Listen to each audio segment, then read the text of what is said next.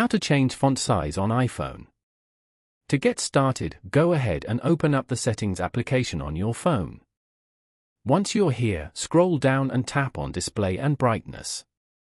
This page allows you to adjust the screen brightness, switch between light and dark appearance, enable True Tone, and configure other display-related settings. Here, go to Text Size as shown. Over here, use the slider below to choose your preferred text size. Drag the slider to select the font size you want. For example, drag it to the right to make the font size larger.